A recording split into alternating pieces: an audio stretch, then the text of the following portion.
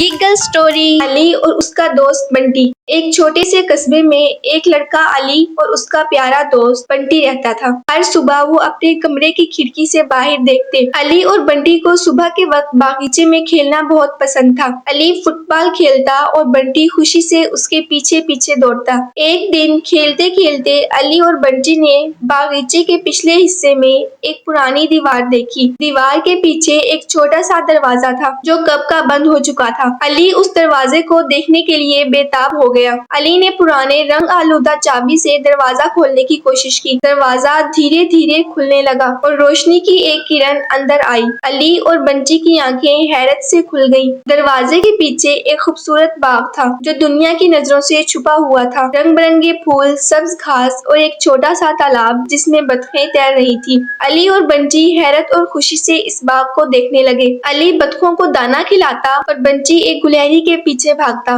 یہ جگہ جادوئی تھی جہاں جانور اور پرندے بھی ان کے دوست بن گئے۔ باغ کے ایک کونے میں علی اور بنٹی نے کھدائی شروع کی۔ جلد ہی انہیں ایک پرانا لکڑی کا صندوق ملا۔ علی کی آنکھوں میں تجسس اور خوشی کی جھلک تھی۔ وہ جانتے تھے کہ انہوں نے کچھ خاص دریافت کر لیا۔ علی نے صندوق کا تالا کھولا۔ صندوق کے اندر پرانی کتابیں، سکے اور کچھ چمکتے ہوئے جواہرات تھے۔ علی حیران اور خوش تھا۔ علی اور بنٹی نے صندوق میں سے ملی ایک پرانی کتاب پڑھنی شروع کی۔ کتاب میں نقشے اور کہانیاں تھیں جو انہیں نئے خیالات کی طرف لے جا رہی تھیں۔ علی کی آنکھوں میں تجسس کی چمک تھی جبکہ بنٹی آرام سے اس کے پاس لیٹا ہوا تھا۔ خزانے اور کتابوں سے بھرا دن گزارنے کے بعد علی اور بنٹی واپس اپنے گھر کی طرف روانہ ہوئے۔ علی کے ہاتھ میں کتاب اور کچھ سکے تھے اور بنٹی خوشی سے دم ہلا رہا تھا۔ اس رات علی اور بنٹی نے نئے خیالات کے خواب دیکھے۔ کتاب اور خزانے کے نقشے ان کے خوابوں میں زندہ ہو گئے۔ ستاروں بھری رات کے نیچے چھوٹا سا قصبہ سو رہا تھا لیکن علی اور بنٹی اپنے خیالات میں مگن تھے۔ وہ ساری رات ان خیالوں کے بارے میں سوچتے رہے۔